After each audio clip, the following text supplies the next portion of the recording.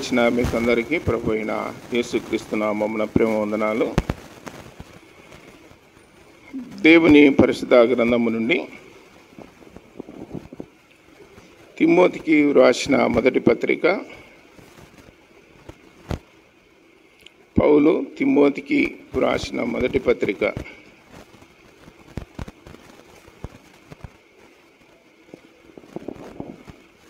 మొదటి అధ్యాయము మొదటి వచనాన్ని చదువుకుందాం.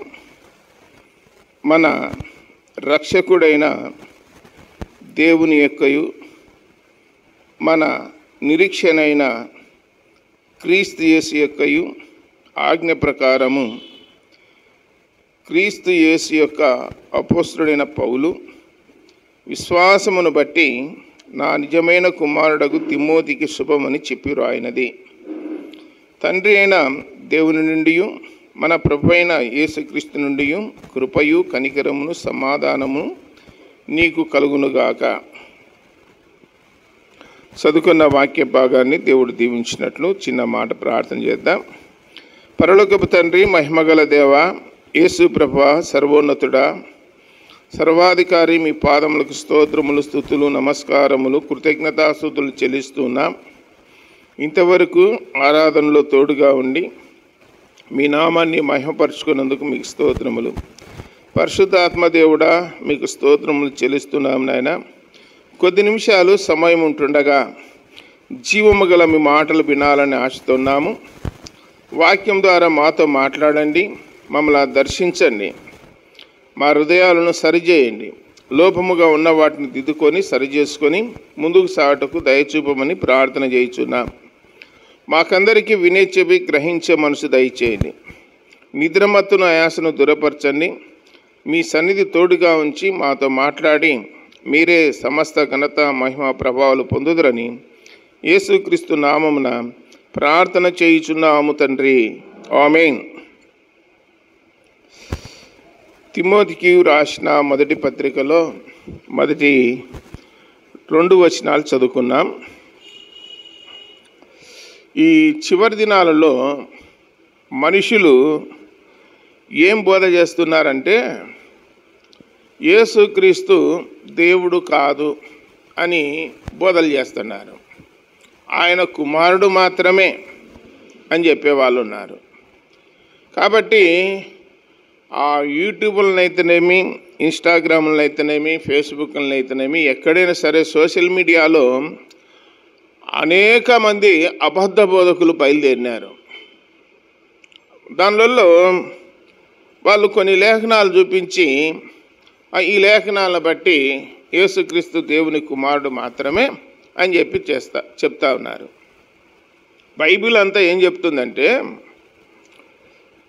యేసు ప్రభు శరీరధారిగా భూలోకములు ఉండినప్పుడు అక్కడికి వచ్చినటువంటి ధర్మశాస్త్రోపదేశకులకు కానీ, శాస్త్రులకు కానీ, పరిశీలకు కానీ ఆయన చెప్పింది ఏంటంటే ఈ పరిశుద్ధ గ్రంథం మొత్తం రాయబడింది నన్ను గురించే రాసినాడు మోషే అన్నాడు. కీర్తనల గ్రంథంలోను, మోషే ధర్మశాస్త్రములోను, ప్రవక్త పుస్తకాలలోను, ప్రవక్తల పుస్తకాలలోను వారందరూ రాసింది నన్ను గురించే. నేను ఈ లోకానికి వస్తానని, ఈ లోకంలో శరీరధారిగా జన్మిస్తానని, ఈ లోకంలో మనుషులందరికీ నా ద్వారా రక్షణ కలుగుతుందని, నా ద్వారా పాపక్షమాపణ కలుగుతుందని, నా ద్వారా పరలోకం చేరుతారని, నా ద్వారా నరకం తప్పుతుందని చెప్పి ముందే నేనే అందరికీ తెలియజేసిన. మీరు మోషే రాసిన ధర్మశాస్త్రంలో రాయబడిన మాటలు నమ్మినట్లయితే ఆయన నన్ను గురించి రాసినాడు గనక మీరు నేను శరీరధారిగా భూమి మీద ఉండి మీకు చెప్తుంటే మీకు అర్థం కావడం లేదు. మీరు మోషేను నమ్మినట్లయితే నన్ను కూడా నమ్ముతారు. మీరు అబ్రహామును నమ్మినట్లయితే నన్ను కూడా నమ్ముతారు. మీరు నన్ను నమ్మడం లేదు కాబట్టి మీరు మోషేను నమ్మలేదు, అబ్రహామును నమ్మలేదు, మరి ధర్మశాస్త్రాన్ని కూడా మీరు నమ్మలేదు అని చెప్పి యేసు ప్రభు కుండ బద్దలు కొట్టినట్లుగా యోహాను సువార్తలో 8వ అధ్యాయంలో 6వ అధ్యాయంలో అక్కడ చేరువచ్చిన ధర్మశాస్త్రోపదేశకులకు, ప్రధాన యాజకులకు ఖచ్చితంగా తెలియజేసినాడు. ఏమన్నాడంటే అబ్రహాము పుట్టక మునిపే ఉన్నానన్నాడు. అబ్రహాము పుట్టక మునిపే ఉన్నానన్నాడు. నా దినము చూడాలని, నేను ఈ లోకానికి వచ్చి చూడాలని ఆయన ఎంతో ఆనందించినాడని చెప్పి రాయబడింది.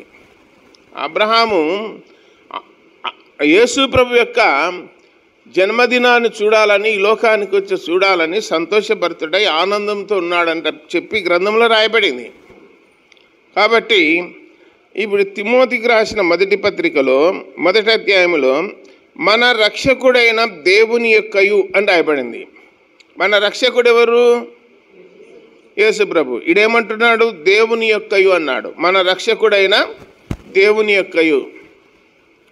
బైబిల్లో యెషయా గ్రంథం 42 లేదా 43 అధ్యాయాల్లో నేను తప్ప వేరొక రక్షకుడు లేడు, నేనే, రక్షించిన వాడను నేనే, ప్రకటించిన వాడను నేనే, యెహోవానైన నేను మార్పులేని వాడను అని చెప్పినాడు. దేవుడు మార్పులేని వాడు అయితే మానవుడిగా రావాల్సి వచ్చింది.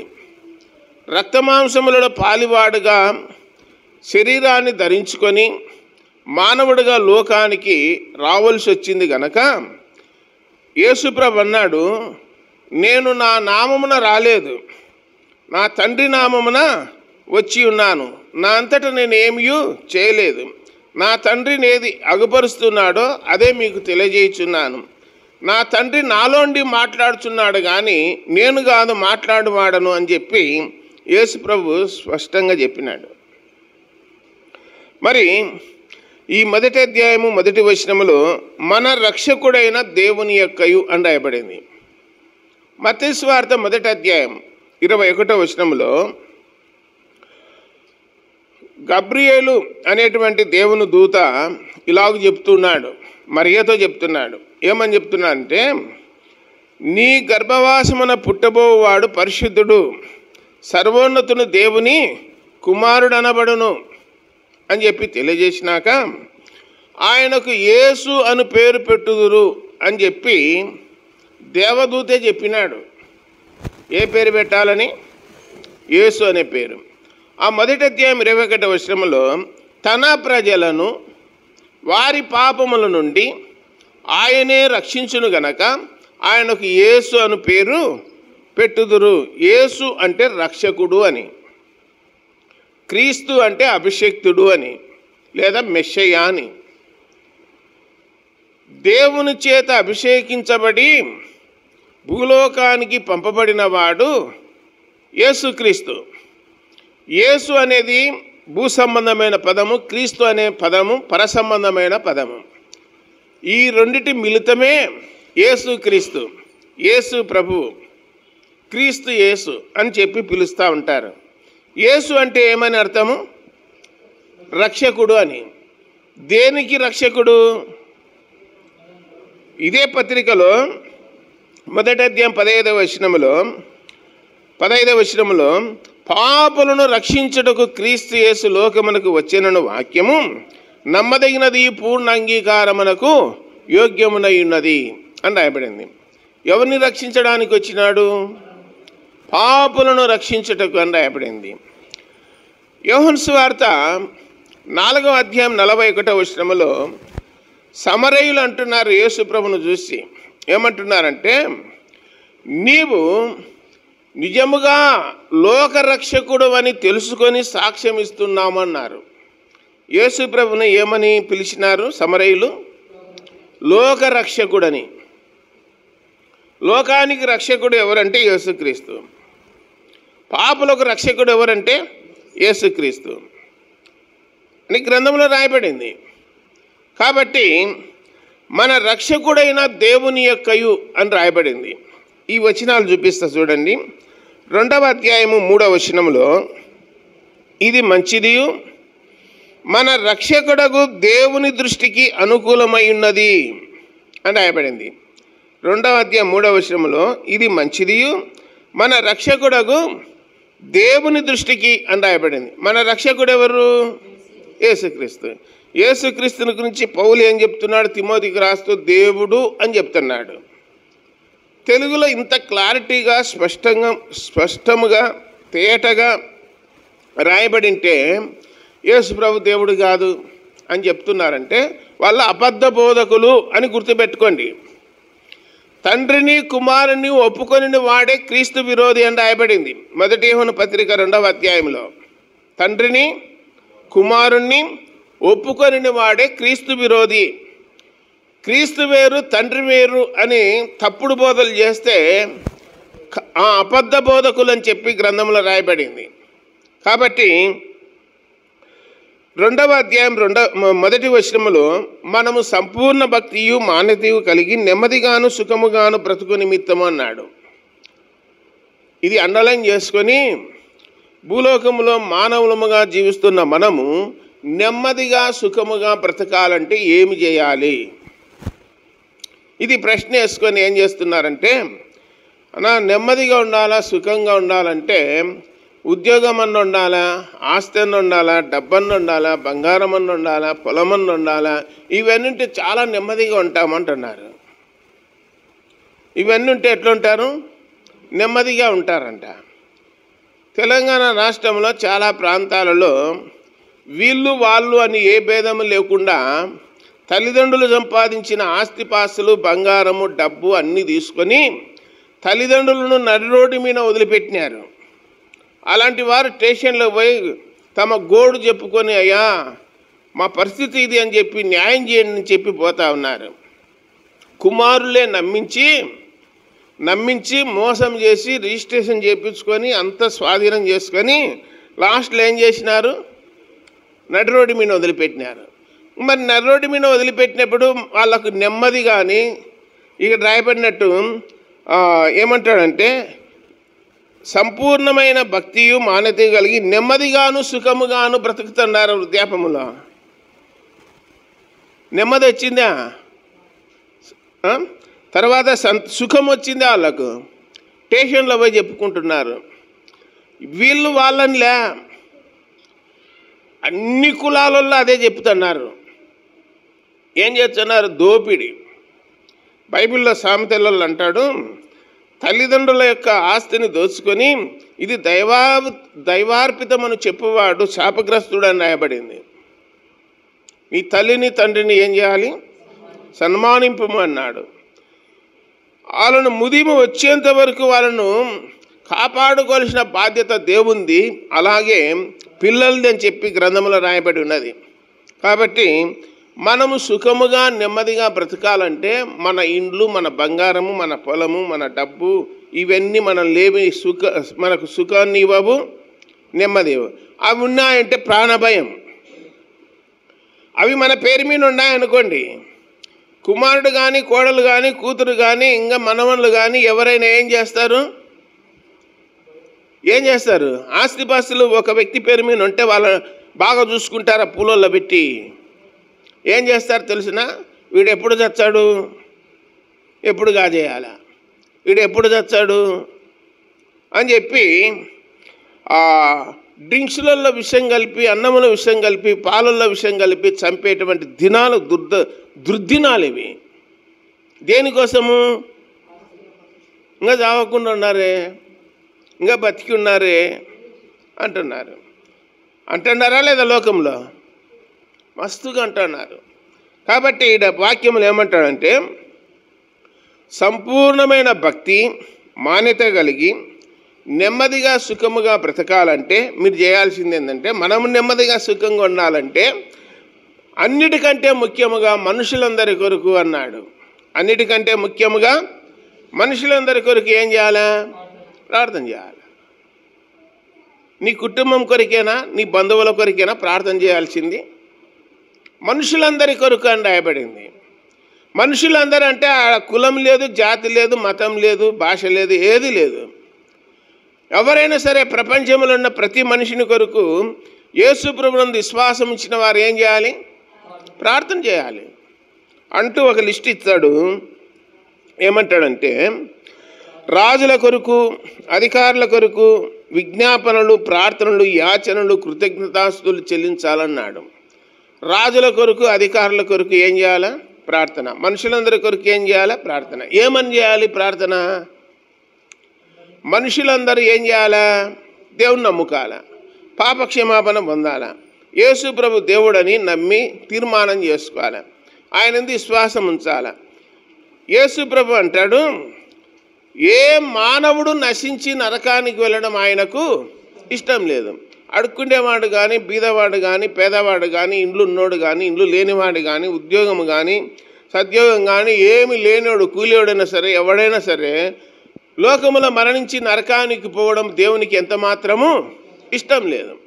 అందుకని మన ఎడల ఏం చూపుతున్నాడు? దీర్ఘశాంతం చూపుతున్నాడు, ఆలస్యం చేయించున్నాడు అని రాయబడింది. దేవుని రాకడ ఆలస్యం కావడానికి కారణం ఏంటంటే ఏ ఒక్కరు నరకానికి వెళ్ళకూడదు అనేటువంటిది ఆయన సిద్ధాంతం. కోడి పిల్లలు లేపుతుంది, ఒక 20 పిల్లలు, 20 బ్రతకాలని కోరుకుంటారా లేదా? సగం చచ్చిపోవాలా, సగం ఉండాలని ఎవడన్నా కోరుకుంటాడా? ఎవడు కోరుకోడు. ఒక్కొక్క కోడి ఏం చేస్తుందంటే పిల్లల్ని అసలు పట్టించుకోకుండా ఇష్టం వచ్చినట్టు ఉంటుంది. పిల్లలు ఏమైపోతాయి? కాకియో గ్రద్ద ఎత్తుకపోతుంది అంతే. 20 ఉండేనే 10 రోజుల కిందట పిల్లలు, ఇప్పుడు చూసే 10 ఉన్నాయి. అంటే ఆ పిల్లలు లేపినటువంటి తల్లి కోడికి ఏం లేదు, పిల్లల మీద దయ లేదు, దాక్షిణ్యం లేదు, ఏం లేదు. కొన్ని అట్లుంటాయి తెలుసా మీకు? 20 లేపింటే అది లాస్ట్కి 2, 3 బతికింటాయి, నెగిడినేటివి 2, 3. కొన్ని అయితే 20 పిల్లలను కాపాడుకుంటాయి. దేవుడు అంటాడు 800 కోట్ల మంది ప్రజలు ఇప్పుడుంటే అందరూ రక్షణ పొందాలని దేవుని యొక్క ఇష్టం. అది దేవుని ఇష్టం. మనుషులందరూ రక్షణ పొందాలని మీరు ఏం చేయాలంటే ప్రార్థన చేయాలా. ఆటో ఎక్కి కలుపు తీయనికి, పండుగనికి కాదు. ఇంట్లో లేకపోయి దేవుడా నా పిల్లల్ని కాపాడు, నా పొలాన్ని కాపాడు, నన్ను కాపాడు, ఇంతే చాలు స్వామి అంటే ఆ ప్రార్థన దేవుడు విన్నాడు. ఏం చేయాలా? మనుషులందరి కొరకు ఏం చేయాలా? ప్రార్థన చేయాలా. బైబిల్ అంటాడు రోగుల కొరకు అన్నాడు, అనాథల కొరకు అన్నాడు, ఎదవరాన్ల కొరకు అన్నాడు, దిక్కులేని వారి కోసం అన్నాడు, వృద్ధుల కోసం అన్నాడు, సకల రోగుల కొరకు ప్రార్థన చేయాలి. ఎవరైతే అలాగూ ప్రార్థన చేస్తుంటారో వాళ్లకు వృద్ధాపములో 70 ఏళ్ళు 80 ఏళ్ళు వచ్చినప్పుడు ఏమొస్తుందంటే నెమ్మది సుఖము అని రాయబడింది. నెమ్మది సుఖము. నీ పిల్లలు నీకు అన్నం పెట్టకపోయినా దేవుడు ఎవరొకరిని ఏర్పాటు చేస్తాడు తెలుసా విషయము? ఎవరు ఏం సహాయం చేయకపోయినా దేవుడు ఇంకొక దిక్కు నుండి ఏం చేస్తాడు? సహాయం చేస్తాడు. సహాయం చేస్తాడా చేయడా? ఎస్తేరు గ్రంథంలో మొర్దెకైని, ఎస్తేరును, యూదులను అందరినీ సంపాలని చెప్పి మరణశిక్ష విధించి అందరినీ నాశనం చేయాలని చెప్పి కంకణం కట్టుకున్నాడు. ఎవరు? ఆమాను. ఆమాను ఎవడంటే అమాలేకీయుడు అన్నమాట. యూదా జాతిని సమూలంగా నిర్మూలన చేయాలని చెప్పి కంకణం కట్టుకొని ఇలాంటి పని చేస్తే మొర్దెకై పోయి ఎస్తేరుతో అంటున్నాడు, అమ్మగారు ఈ సమయమందు దేవుడు నిన్ను రాణిగా చేసింది మనల్ని కాపాడనీకేనేమో, ఒకసారి ఆలోచన చేసుకో అని అడిగినాడు మొర్దెకై. అడిగితే రాజు సన్నిధికి పోనీకి లేదయ్యా, పర్మిషన్ లేనిది 1 రోజులైంది, ఆయన రమ్మంటేనే నేను వెళ్ళాలి, అలా లేదు చట్టం ఒప్పుకోదు అని చెప్పింది ఆమె. అట్లయితే నువ్వు బ్రతుకుదాం అనుకున్నావా? నీవు ఏదో ఒక రోజు నువ్వు కూడా యూదురాలు అని బయటపడుతుంది కదా. యూదులందరినీ చంపాలని శాసనం చేసిన వాడు రాజు కింద ఉన్న ప్రధానమంత్రి హామాను. నువ్వు ఎలా తప్పించుకుంటావు? కాబట్టి ఈ సమయమందు నీవు నాకు సహాయం చేయకపోతే దేవుడు మరి ఒక దిక్కు నుండి ఏం చేస్తాడు? సహాయం చేస్తాడు. బైబిల్లో రాయబడింది, ఆమె నా ప్రజల కోసము నేను నశించెదను అని చెప్పి తెగించి ఆమె తన చెలికత్తెలు 3 దినాలు నీళ్లు ఆహారం పుచ్చుకోకుండా ఉపవాసం ఉండి రాజు సన్నిధికి పోతే రాజు ఆమె యందు దయ చూపి కనికరం చూపి ఆమెను చేర్చుకున్నట్లు గ్రంథంలో రాయబడింది. వారికి విధించబడిన మరణ శిక్షను దేవుడు ఏం చేసినాడు? ఎత్తేసినాడు, శిక్ష లేకుండా చేసినాడు. రోమాపత్రిక 8వ అధ్యాయం 1వ వచనంలో, కాబట్టి ఇప్పుడు క్రీస్తు యేసునందున్న వారికి ఏమి లేదు, ఏ శిక్షయు లేదన్నాడు. కొన్ని శిక్షలు ఉన్నాయి, కొన్ని లేవని కాదు, ఏ శిక్షా విధియు లేదన్నాడు. మన మీద అధికారి ఎవరు? యేసుప్రభు. మనం ఎవరి పిల్లలము? యేసుప్రభు పిల్లలము. ఎలా అయినాము పిల్లలము? ఆయనందు విశ్వాసము ఉంచడం ద్వారా ఎవరి పిల్లలము? దేవుని పిల్లలము. మీరు నా సొత్తు అన్నాడు. మనమంతా ఎవరి సొత్తు? దేవుని సొత్తు. సొత్తులు ఎక్కడ పెట్టుకుంటారు? కాళ్ళకు, చెవులకు, ముక్కలకు కాదు. సొత్తులు ఎక్కడ పెట్టుకుంటారు? బీరువాలో, లాకర్లో పెట్టుకుని ఎత్తుకపోతున్నారు. మనం ఎవరి సొత్తు? దేవుని సొత్తు. దేవుడు తన సొత్తుని ఏం చేస్తాడు? విసిరిపడేస్తాడా? ఏం విసిరిపడేయడు. మీరు విలువ పెట్టి కొనబడిన వారు, మనము విలువ పెట్టి కొనబడిన వారము అని చెప్పి రాయబడింది. మీరు మీ సొత్తు గారు, ఆయన సొత్తు అన్నాడు. మీరు అనుకుంటూ ఉన్నారు, మేము ఆశామాషికి భూమి మీద ఉన్నాంలే, అందరూ బతుకుతున్నారు, మేము బతుకుతున్నాము, ఆదివారం వచ్చే చర్చికి పోతాము, ఇంత వాక్యం వింటాము, ఇంత కానుక ఇచ్చాము, ఇదేలే భక్తి జీవితం అనుకుంటే పొరపాటు. మనము దేవుని సొత్తు అని రాయబడింది, దేవుని ప్రజలు అని రాయబడింది, దేవుని రాజ్యానికి వారసులం అని చెప్పి రాయబడింది. కాబట్టి ఇక్కడ ఇంకే కొన్ని మాటలు ఏమంటాడంటే 2వ అధ్యాయంలో ఇవన్నీ చేస్తూ ఇది మంచిది, మన రక్షకుడైన దేవుని దృష్టికి అనుకూలం. ప్రార్థన చేసే వాళ్ళంటే ఎవరికి ఇష్టము? దేవునికి ఇష్టం. రాజుల కొరకు, అధికారుల కొరకు, మనుషులందరి కొరకు, రోగుల కొరకు ప్రార్థన చేసే వాళ్ళంటే దేవునికి ఇష్టం. ప్రార్థన చేయకుండా నిద్రపోయేటోళ్ళంటే ఎవరికి ఇష్టము? వానికి ఇష్టం. వీళ్ళంతా నా బ్యాచే. సీరియల్ చూసేవాళ్ళు, సినిమాలు చూసేవాళ్ళు, బూతులు మాట్లాడేవాళ్ళు, కొట్లాడేవాళ్ళు, వీళ్ళంతా ఎవరి బ్యాచ్? సాతాను బ్యాచ్. రెయిన్బోలు ప్రార్థన చేసుకుంటూ, వాక్యం చదువుకుంటూ, భయం కలిగి, భక్తి కలిగి ఉండే బ్యాచ్ ఎవరి బ్యాచ్? దేవుని బ్యాచ్. మరి దేవుని బ్యాచ్ మంచిదా, సాతాను బ్యాచ్ మంచిదా? మందిరంలో 2 బ్యాచీలు ఉన్నాయా లేదా? మీరే చెప్పాలి. సాతాను బ్యాచ్ ఉంది, దేవుని బ్యాచ్ ఉంది. మరి దేవుని బ్యాచ్కి, సాతాను బ్యాచ్కి ఎప్పుడేముంటుంది? వైరం ఉంటుంది, శత్రుత్వం ఉంటుంది. గురుగులు ఉన్నాయి, గోధుమలు ఉన్నాయి, మేకలు ఉన్నాయి, గొర్రెలు ఉన్నాయి. 2 చెప్తున్నాడు. బుద్ధి లేని వాళ్ళు ఉన్నారు, బుద్ధి గల వాళ్ళు ఉన్నారు. మనం బుద్ధి లేని వాళ్ళమా, బుద్ధి గల వాళ్ళమా అని చెప్పి విమర్శ చేసుకోవాల్సింది ఎక్కడ? పైకి పోయినాకనా? ఈయన్నే. పైకి ఎట్లా పోతారు? బుద్ధి గల వాళ్ళు అయితే పోతారు, బుద్ధి లేని వాళ్ళు పోరు. కాబట్టి ఏదైనా సరి చేసుకోవాల్సింది భూమి మీదనే. ప్రాణం పోయినాక ఏం ప్రయోజనము లేదు. దీపం ఉండంగానే ఇల్లు చక్కగా పెట్టుకోవాలా. దీపం మారిపోయినాక లబో దీపం అంటే కుదరదు. అందుకే మానవుడు బ్రతికి ఉండంగానే యేసుప్రభు నందు ఏం చేయాలా? విశ్వాసము ఉంచాలని రాయబడింది. కాబట్టి ఇది మన రక్షకుడకు దేవుని దృష్టికి ఏమైంది? అనుకూలమైనది. 4వ వచనంలో అంటాడు, ఆయన మనుషులందరూ రక్షణ పొంది. మనుషులందరా కొందరా? మనుషులందరూ ఏం పొందాలా? రక్షణ పొందాలా అన్నాడు.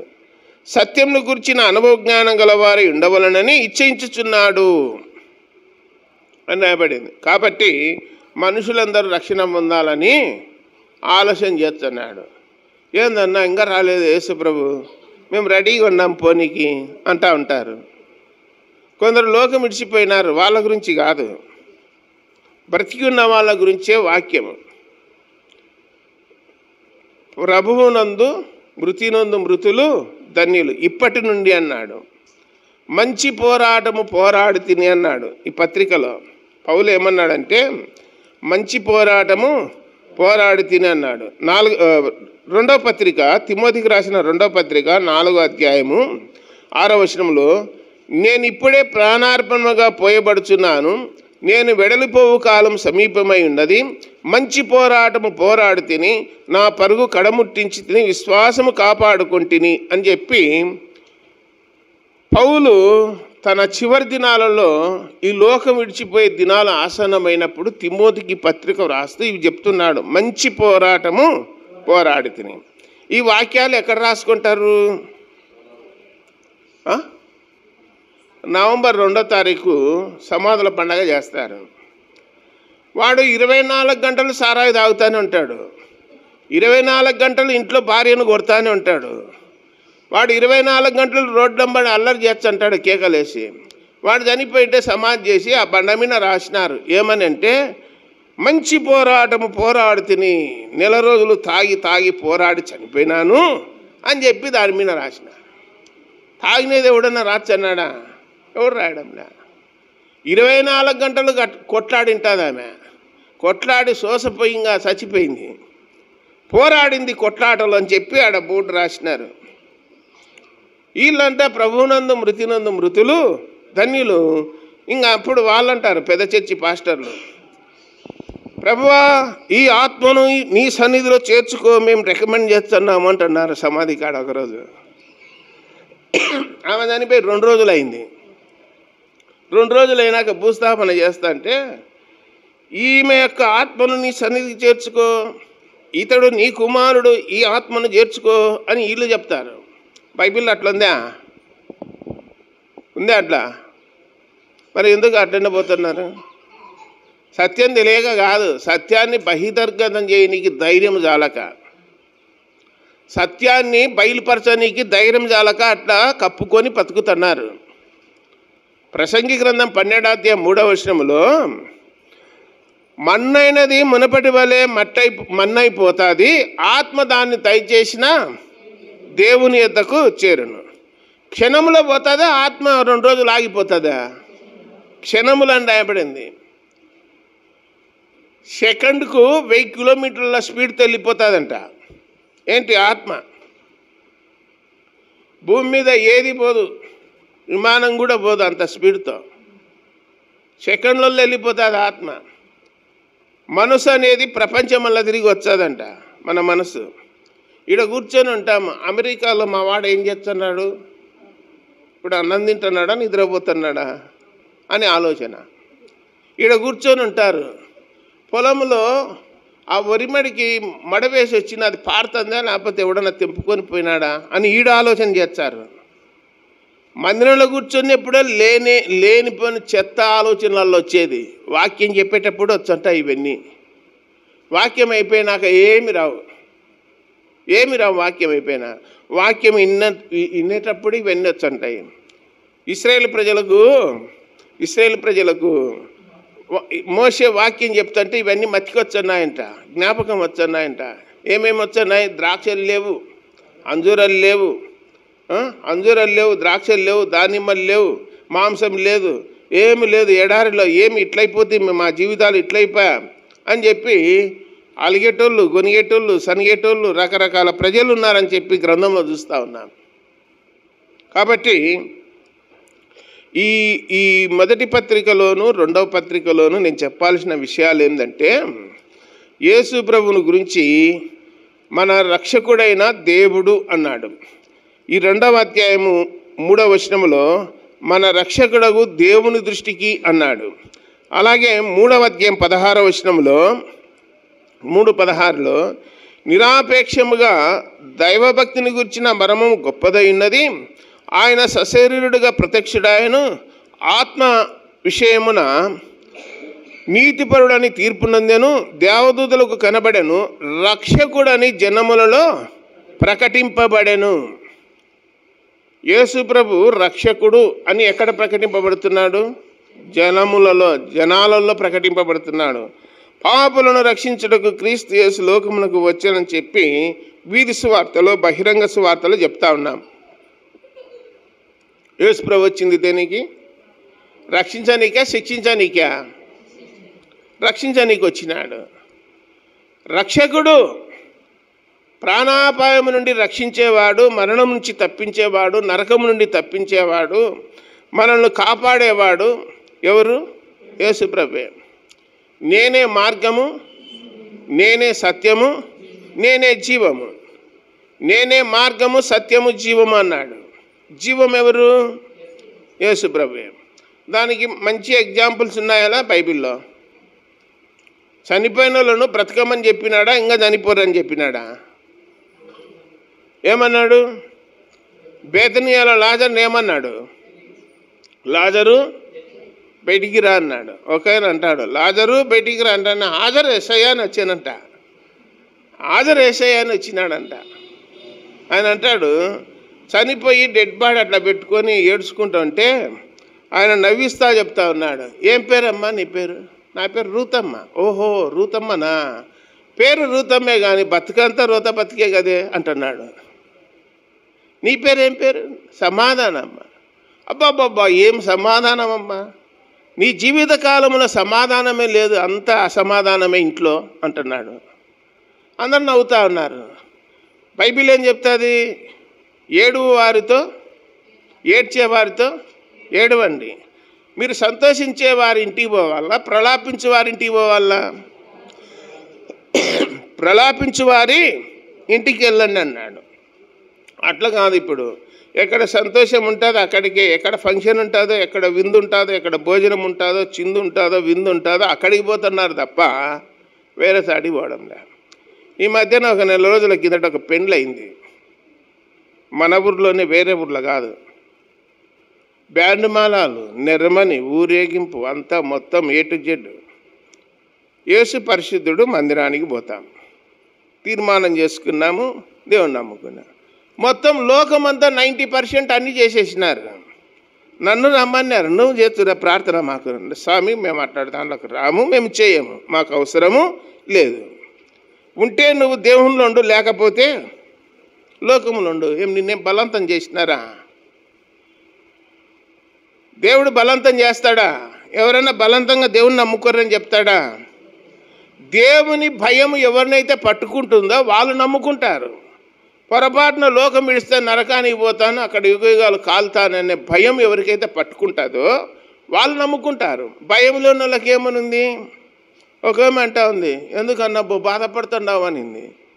నాకేం బాధమ్మా, చచ్చిపోతే నరకానికి పోతావు అంతే. నేను ఒకదాన్ని ఉంటానా నరకంలో? ఎంతమంది ఉంటారో నాకు తోడంటుంది. అంటే ఎలాంటి ఎంపిక చేసుకుందో, నిర్ణయం చేసుకుందో ఆలోచన చేయండి. నేను ఒకదాన్ని ఉంటానా నరకంలో? ఎంతమంది ఉంటారో, నాకు తోడు పోయిన వాళ్ళు ఎంతమంది ఉంటారో అంటుంది. అంటూ ఊరుకుందా? నదులల్లా పోయి ఎక్కడ కలుస్తున్నాయంట? సముద్రంలో.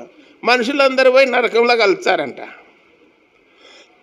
భూమి మీద ఉన్న నదులలో, సముద్రంలో కలిసే ఈ జ్ఞానం, లోక జ్ఞానం మంచిగా ఉంది. దేవుని జ్ఞానం ఎదుట లోక జ్ఞానము పనిచేస్తుందా? పనిచేయదు. కాబట్టి సమయాన్ని సద్వినియోగము చేసుకొని అన్నాడు. సమయం పోయినాక ఇంకా ఏమి ప్రయోజనము లేదు. ఎవరికైనా యాక్సిడెంట్ అయినప్పుడు, రోడ్డు మీద ఎవరైనా పడిపోయినప్పుడు, ప్రాణాపాయంతో కొనఊపిరితో ఉన్నప్పుడు, అంబులెన్స్ వచ్చినప్పుడు ఆలస్యం చేస్తారా? ఆలస్యం చేసి ఏమవుతుంది? ప్రాణం పోదు. ప్రాణం పోయినాక అంబులెన్స్ వచ్చి ఏం లాభము? ప్రాణం ఉండగానే అంబులెన్స్ రావాలా, డాక్టర్లు కూడా చూడాలా. డాక్టర్లు కూడా ఇంకా ఇప్పుడు డాక్టర్లు కూడా ఎట్లా బర్దగించినారంటే చనిపోయినా కానీ ప్రాణం ఉన్నట్టు చెప్తున్నారు. చెప్పి ఫీజు వసూలు చేస్తున్నారు, డబ్బులు వసూలు చేస్తున్నారు కార్పొరేట్ హాస్పిటళ్ళల్లో. అప్పచెప్పారు. 2 రోజులు పెట్టుకొని తర్వాత ఒక 3 లక్షల బిల్లు అయింది, కట్టిపోరు అంటున్నారు. ఏదైతే ప్రాణం ఉంటే ప్రాణం పోయాలా కానీ ప్రాణం పోయినాక కూడా పెట్టుకొని చేసి మోసాలు చేసే వాళ్ళు ఉన్నారా లేదా లోకంలో? మస్తుగా ఉన్నారు లోకంలో. ఇవన్నీ దేవునికి తెలుసా, తెలియవా? సమస్తము తెలుసు అని రాయబడింది. భూమి మీద జరిగే ప్రతిదీ కూడా సమస్తము ఆయనకు తేటగా కనబడుచున్నది, ఆయన దృష్టికి మరుగైనది ఏదీ లేదని రాయబడింది. సరే, ఈ 3వ అధ్యాయము జనములలో రక్షకుడని ప్రకటింపబడెను అని చెప్పి చూస్తున్నాం. అలాగే 4వ అధ్యాయం 10వ వచనములో మనుషులందరికీ రక్షకుడును, మరి విశేషముగా విశ్వాసులకు రక్షకుడు. మనుషులందరికీ రక్షకుడు, మరి విశేషముగా విశ్వాసులకు రక్షకుడు అని రాయబడింది. మరి రక్షకుడైన జీవము గల దేవుని యందు మనము నిరీక్షణ ఉంచున్నాము గనక ఇందు నిమిత్తము ప్రయాసముతో పాటుపడుచున్నాము. మనుషులందరికీ రక్షకుడు ఎవరు? యేసుక్రీస్తు. యేసుక్రీస్తు అందరికీ ప్రభు. ఒక్క ప్రభువే అందరికీ ప్రభువై ఉండి తనకు ప్రార్థన చేయవారు అందరి ఎడల కృపచూపుటకు ఆయన ఐశ్వర్యవంతుడై ఉన్నాడు అని రాయబడింది రోమాపత్రిక 12:12లో. ఒక్క ప్రభువే అందరికీ ప్రభువై ఉన్నాడు, తనకు ప్రార్థన చేయవారికి అందరికీ కృపచూపుటకు ఐశ్వర్యవంతుడై ఉన్నాడు అని చెప్పి వాక్యంలో రాయబడింది. ప్రభువు ఒక్కడే, దేవుడు ఒక్కడే, ఆయనే ప్రభువు, ఆయనే దేవుడు. ఆయన ఏమై ఉన్నాడో శరీరముతో ఉన్న మానవునికి అర్థం కాదు. భౌతికంగా ఆలోచన చేస్తే, లోక సంబంధంగా ఆలోచన చేస్తే దేవుడు మనకు అర్థం కాడు. ఎలా అర్థం చేసుకోవాలి? వాక్యానుసారంగా ఆత్మానుసారంగా అర్థం చేసుకోవాలి. బైబిల్ అంతా ఆత్మ సంబంధమైనది, భూ సంబంధమైనది కాదు. కాబట్టి ఈ మాటలలో ఎవరివి? దేవునివి. మనుషులందరికీ రక్షకుడు, మరి విశేషముగా విశ్వాసులకు రక్షకుడు. మనుషులను రక్షిస్తాడు, విశ్వాసుల మీద మరీ కేర్ తీసుకుంటాడు, జాగ్రత్త తీసుకుంటాడని. అందరూ దేవుని పిల్లలే, అందరూ దేవుడు సృజించిన వాళ్ళే. అయితే సొంత తల్లికి మారుతల్లికి తేడా ఉందా లేదా? ఏం సొంత తల్లి ఎట్లాంటి ప్రేమ చూపుతుంది, మారుతల్లి ఎలాంటి ప్రేమ చూపుతుంది? తెలుసా తెలియదా మీకు? లోకములు చూస్తూ ఉన్నాం, మారుతల్లి ప్రేమ వేరు, సొంత తల్లి ప్రేమ వేరు. మారుతల్లి ఒక అమ్మాయి ఇంట్లో ఉంటే అన్ని పనులు చెప్తుంది. అంట్లు దుంపో, కసుగొట్టుపో, బట్టలు ఉతుకుపో, అన్నం వండుపో. ఈమె మంచం మీద కూర్చుంది, పిల్లకు చెప్తా ఉంది అన్నీ చేసి మళ్ళీ స్కూల్కి పోవాలి. ఆ పిల్ల ఏం ఆలస్యంగా వచ్చామని టీచర్ కొడితే ఇది నా పరిస్థితి అని చెప్పి కళ్ళతో చూసినాడు టీచర్ ఇంటికాడ పరిస్థితులు. పొరపాటైంది, నీకు ఇంత. ఆమె సొంత తల్లా మారుతల్లా? సొంత తల్లి ఎప్పుడో చచ్చిపోయింది, అమ్మాయి పుట్టినప్పుడే. రెండో తల్లి వచ్చింది ఎవరికి? ఆ అమ్మాయికి. ఇలాంటివి సోషల్ మీడియాలో దండిగా చూపిస్తూ ఉంటారు. ఇవి చూపిస్తారంటే ఏం తెచ్చుకోవాలంటే బుద్ధి తెచ్చుకోమని, ఇలా ప్రవర్తించవద్దని చెప్పి. వాళ్ళు అట్లా ప్రవర్తించినారు కనుక మేమును అట్లా ప్రవర్తిస్తామని చెప్పి ఇంట్లో ప్రాక్టికల్ చేస్తున్నారు, అలాంటివి చేస్తున్నారు. మనిషినికి మంచి అంటే ఇష్టమా, చెడు అంటే ఇష్టమా?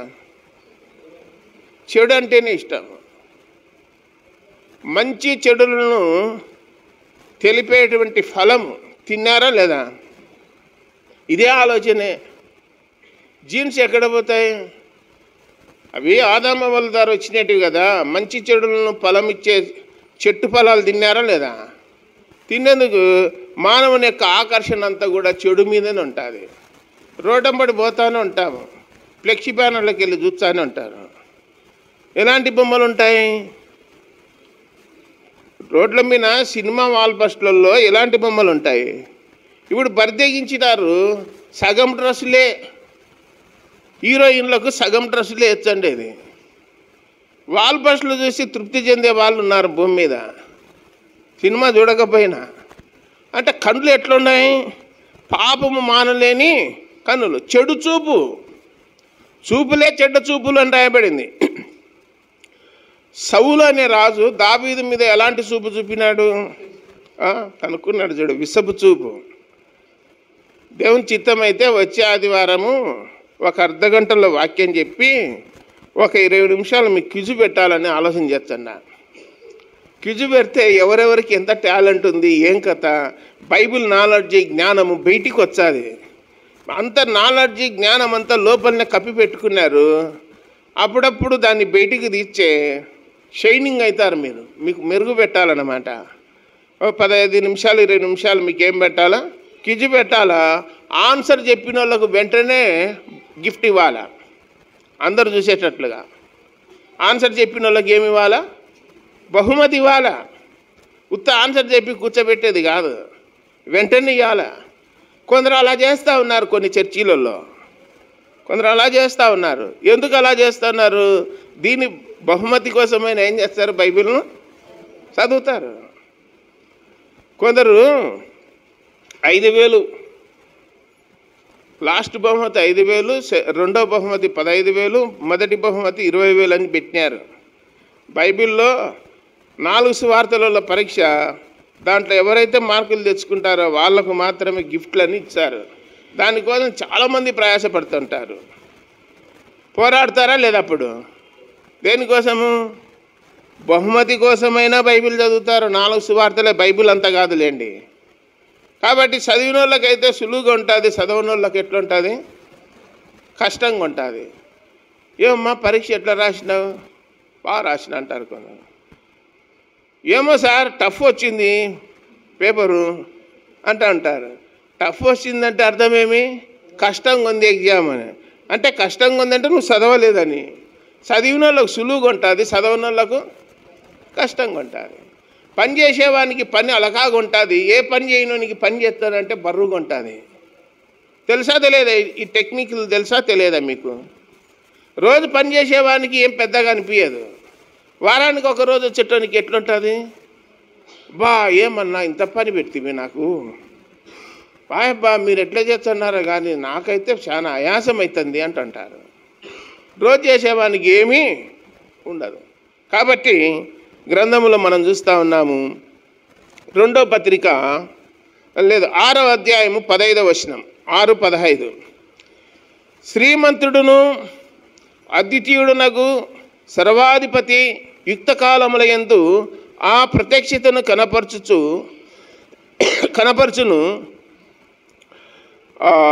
ఈ సర్వాధిపతి రాజులకు రాజును ప్రభులకు ప్రభువై ఉన్నాడు అని రాయబడింది. యేసు ప్రభు గురించి ఇక్కడ ఏమంటున్నాడు? శ్రీమంతుడు అన్నాడు. శ్రీమంతుడు అంటే సినిమా పేరు కాదు, దేవునికి ఉన్న పేరులో బిరుదు చెప్తున్నాడు. శ్రీమంతుడు అంటే సకల ఐశ్వర్యములు కలిగిన వాడు అని. సకల ఐశ్వర్యములు కలిగిన వాడు, సకల ఆశీర్వాదాలకు కారకుడు దేవుడు అని రాయబడింది. నీకు ఏ ఆశీర్వాదం కావాలన్నా, ఏ దీవెన కావాలన్నా నీకు కారకుడు ఎవరు? దేవుడు అని రాయబడింది. ఆయన గురించి శ్రీమంతుడు అద్వితీయుడునకు సర్వాధిపతి యుక్తకాలంలో యందు ఆ ప్రత్యక్షతను కనపరచును. ఈ సర్వాధిపతి రాజులకు రాజు, ప్రభులకు ప్రభు. పిలాతు అడిగినాడు యేసు ప్రభును, ఏమని అడిగినాడు? యూదులకు రాజువు నీవేనా అన్నాడు. అంటేనే నువ్వు అన్నట్టే అన్నాడు, నేను రాజునే అన్నాడు. ధైర్యంగా చెప్పినాడు. ధైర్యంగా అన్నాడా లేదా? ఇక్కడే ఆ మాట రాయబడింది చూడండి, 13వ వచనం పైన వచనాల్లో 13. సమస్తమునకు జీవాధారకుడైన దేవుని ఎదుటను పోంతి పిలాతును వద్ద ధైర్యముగా ఒప్పుకొని సాక్ష్యం ఇచ్చిన యేసుక్రీస్తు ఎదుటను మన ప్రభు అయిన యేసుక్రీస్తు ప్రత్యక్షమగు వరకు నీవు నిష్కలంకముగాను అనింద్యముగాను ఈ ఆజ్ఞను గైకొనవలనని నీకు ఆజ్ఞాపించుచున్నాను. పోంతి పిలాతును వద్ద ధైర్యముగా ఒప్పుకొని సాక్ష్యం ఇచ్చిన యేసుక్రీస్తు అని రాయబడింది. యేసు ప్రభు ఎట్లా చెప్పినాడు? నువ్వు అన్నట్టే యూదులకు రాజు నీవేనా? నువ్వు అన్నట్టే. వాళ్ళంట యూదులకు రాజు కైసరు, రోమాలో ఉన్నాడు. మాకు రాజు ఎవరు? చక్రవర్తి ఎవరు? కైసరు. ఈయన ఎందుకు అవుతాడు మాకు అన్నారు. అప్పుడు యేసుప్రభు అన్నాడు, నా రాజ్యము ఇహ సంబంధమైనది, నా రాజ్యము పర సంబంధమైనది అన్నాడు. మేమంతా ఈ లోకములో ఉండేళ్ళమా? ఈ లోక రాజ్యాలన్నీ ఒకరోజు ఏమవుతాయి? ఈ లోక దేవతలు, ఈ లోక రాజ్యాలన్నీ ఆయన ఎదుట ఏమవుతాయి? సాగిలపడి నమస్కారము చేస్తారని చెప్పి యేసు రాజుగా వచ్చుస్తున్నాడు అనే పాట ఉందా లేదా? ఉందా లేదా? పాటల పుస్తకంలో ఆ పాటలు ఉంది అట్లా. కాబట్టి ముగింపు చేస్తాను. 2వ పత్రిక 1వ అధ్యాయం 10వ వచనం. మన క్రియలను బట్టి గాక తన స్వకీయ సంకల్పను బట్టి అనాది కాలం నుండే క్రీస్తు యేసునందు మనకు అనుగ్రహింపబడినది క్రీస్తు యేసు అను మన రక్షకుని ప్రత్యక్షత వలన బయలుపరచబడినదనైనా తన కృపను బట్టి మనల్ని రక్షించి పరిశుద్ధమైన పిలుపుతో ఆయన మనల్ని పిలిచెను. ఈడ క్రీస్తు యేసును మన రక్షకుని యందు, మన రక్షకుని ప్రత్యక్షత వలన రాయబడింది. క్రీస్తు యేసు అనే రక్షకుడు అని రాయబడింది. తీతు పత్రిక 2:13 ఏమనుందంటే, అనగా మహాదేవుడును మన ప్రభు అయిన యేసు క్రీస్తు అని రాయబడింది. మహాదేవుడు మన ప్రభు అయిన యేసుక్రీస్తు. రోమపత్రిక 9:5 ఈయన సర్వాధికారి అయిన దేవుడై ఉండి నిరంతరము స్తోత్రార్హుడై ఉన్నాడు అని రాయబడింది. మొదటి యోహాను పత్రిక 5:20 ఈయనే నిజమైన దేవుడును నిత్య జీవమునై ఉన్నాడు. ఈడ రాసింటాం మనం. ఈయనే నిజమైన దేవుడును నిత్య జీవమునై ఉన్నాడు. సత్యవంతుడు ఒక్కడే, ఆయనే యేసుక్రీస్తు. దేవుడు ఒక్కడే సత్యవంతుడు. భూమి మీద ప్రతి మానవుడు అబద్ధికుడే. భూమి మీద ఉన్న ప్రతి మానవుడు ఏమై ఉన్నాడు? అబద్ధికుడు అని చెప్పి చూస్తూ ఉన్నాం. దేవుడు ఒక్కడు సత్యవంతుడు. సత్యాలు 2 ఉండవు. ఒకటే సత్యం ప్రపంచానికి, అంతే కదా. ప్రపంచానికి ఒకటే సత్యము, ప్రపంచానికి ఒక్కడే దేవుడు. ఆయనే మన ప్రభు అయిన యేసుక్రీస్తు. లేఖనాలను అపోస్తుల కార్యములు 20:28 దేవుడు స్వరక్తం ఇచ్చి సంపాదించిన సంఘం అని రాయబడింది. సంఘాన్ని ఎట్లా సంపాదించినాడు? స్వరక్తం ఇచ్చి. కొందరు అంటూ ఉంటారు, నాకు కూడా బాగా మతికుంటాయి, చెమట గార్చి సంపాదించినాడు అన్న అని వెటకారకంగా మాట్లాడుతుంటాను. ఏం గార్చి? చెమట గార్చి సంపాదించినాడబ్బా, సిగ్గు లేకుండా వచ్చన్నాడు అంటండే. ఉత్తది అనేటోళ్ళు ఏం సంపాదించలే,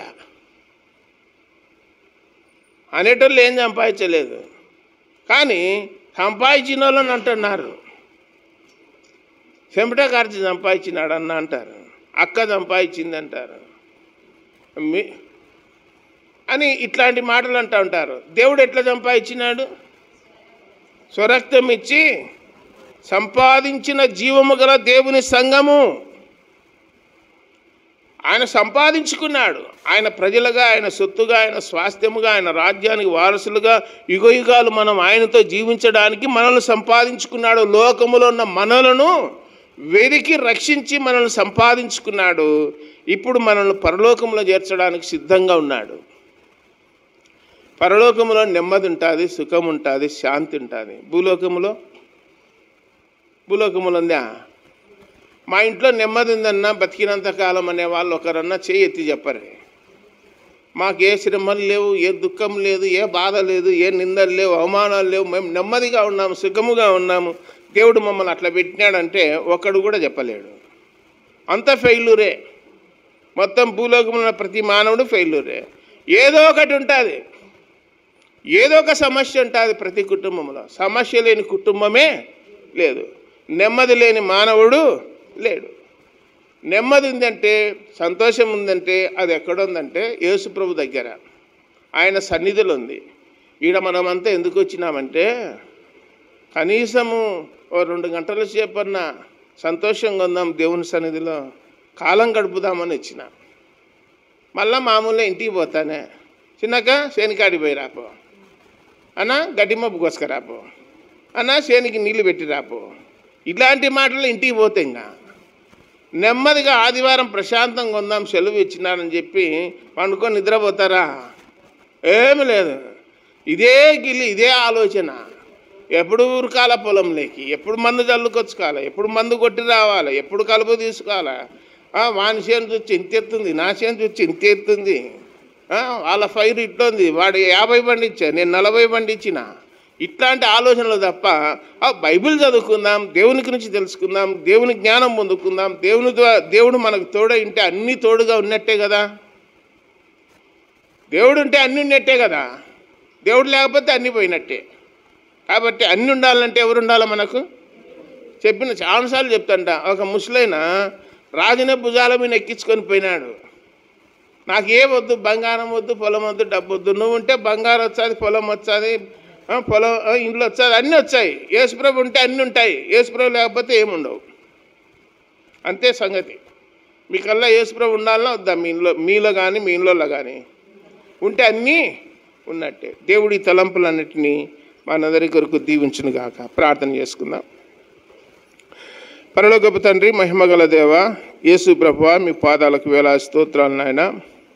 ఈ చివరి దినాల్లో, అంత్య దినాల్లో, అపాయకరమైన కాలాల్లో మీ యందు విశ్వాసం ఉంచి ఇలాగూ భక్తి జీవితంలో కొనసాగుతుంటుండగా లోకంలో రకరకాల బోధలు, కల్పనా కథలు నాయన, అబద్ధపు బోధకులు, అబద్ధ ప్రవక్తలు బయలుదేరి ఉన్నారు గనక మీ యందు విశ్వాసించిన మేము హితవాక్యమందు నాయన ఆరోగ్యకరమైన బోధ యందు, యథార్థమైన బోధ యందు మేము కట్టబడుచు మీ సన్నిధిలో ఎదగడానికి కృపచూపమని ప్రార్థన చేస్తున్నాం. ప్రతి బోధను నమ్మక నాయన మీ వాక్యానికి విధేయులమై ముందుకు సాగుటకు దయచూపండి. మీరే నిజమైన దేవుడని, మహాదేవుడని, రక్షకుడని, మీరే ప్రాణం పెట్టారని, మీరే సురక్షించి సంపాదించుకున్నారని, మేము మీ పిల్లలమని మాకు అధికారం ఇచ్చిన రక్షకుడా మీకు స్తోత్రములు చెల్లిస్తూ ఉన్నాం. ఎన్నో వాక్యాలు మారుమ్రోగుతూ ఉన్నాయి. బైబిల్ అంతా మీరు దేవుడు అని చెప్తా ఉన్నది. కానీ అబద్ధ బోధకులు బయలుదేరి ఉన్న దినాల్లో ఉన్నాం కనుక ప్రతిదీ కూడా పరిశీలించి తెలుసుకొని ముందుకు సాగడానికి కృప చూపండి. చేరువచ్చిన ప్రజలను దీవించి ఆశీర్వదించండి. మేము సంపూర్ణ భక్తి, మానవత కలిగి సుఖముగా నెమ్మదిగా బ్రతకగలిగినట్లు, అన్నిటికంటే ముఖ్యంగా మనుషులందరికీ ప్రార్థన చేయాలని చెప్పిన రక్షకుడా మీకు స్తోత్రాలు చెల్లిస్తున్నాం. అలాగూ మేము భూలోకంలో నెమ్మది, సుఖము పొందడానికి కృప చూపండి. స్థానిక సంఘంలో వృద్ధులు ఉన్నారు. ఈ వయసులో వాళ్ళకి కావలసిన శక్తి, బలము, ఆరోగ్యము, సత్వ దయచేయండి.